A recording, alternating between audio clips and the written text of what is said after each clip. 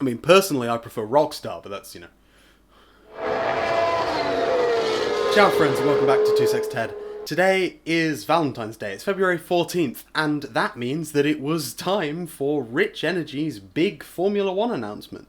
Before we get started, I just want to ask you to subscribe to the channel down below, and while you're down there, hit the notification bell and the like button. We're getting really close to 50 subscribers, it would mean a lot. Now, if you don't know, Rich Energy are a relatively new energy drink brand who sponsored the Haas Formula 1 team in 2019 and then promptly didn't pay. They made the first payment, they just didn't make any of the subsequent ones. Prior to this, apparently they'd been in the mix trying to buy Force India. Of course, the other two parties involved there were Dmitry Mazepin, the father of Nikita, and Lawrence Stroll and his consortium of investors who eventually bought the team that is now Aston Martin. Rich Energy are led by a man called William Story, who has a beard. Now, I know everyone and their mother has already made a video on Rich Energy, but considering they announced something today, sort of, I thought it was my turn to give it a go.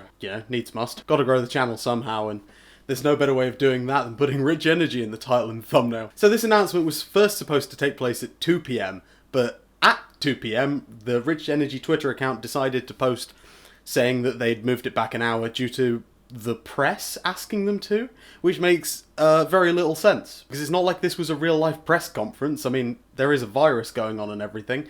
It was just uploaded to the internet as a video. What I assume they mean is that whoever was filming the video just wasn't available for an hour and they got the timings wrong. The first thing to get uploaded was onto their Instagram account, even though the delay announcement had gone out on Twitter, and that Instagram cut off after a minute in the middle of the word Haas. Nothing of substance came out then. So we waited a few more minutes and suddenly on Twitter, a longer version of the same video appears, 2 minutes and 14, and it still cuts off mid-sentence. So we wait even longer and then eventually part 2 is uploaded. So effectively we now have 5 minutes of footage of William Story, who is F1's craziest man now that Bernie is retired and Flavio's gone. 5 minutes of rambling, going on about Rich Energy's previous involvements in F1 and other motorsports. Apparently they sponsor several bike racing teams, which to me is ironic considering the trouble they got into when it was revealed that their logo was stolen from a company called White Bikes. Goes over their history in F1 leading up to the present day, and their big announcement is that they are coming back to F1, which is what their announcement said, so it's not really an announcement. But apparently, Rich Energy will be returning to the Formula 1 grid as of 2022, because a friend has decided to purchase a majority stake in a mystery F1 team. Apparently, Rich Energy themselves had planned to field a team, but that fell through, obviously. Now, of course, comes the speculation of which team this majority stake will be purchased in.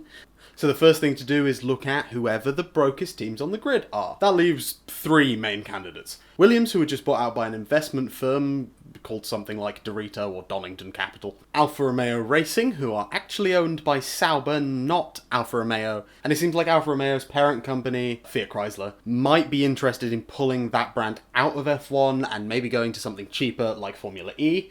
And they might also be going as Maserati. And of course the third one being Haas. Gene Haas doesn't seem very interested in the sport, and there were some quite strong rumours that Dmitry Mazepin might be interested in taking Haas over, especially considering that he was one of the previous bidders for Force India when that was up for sale.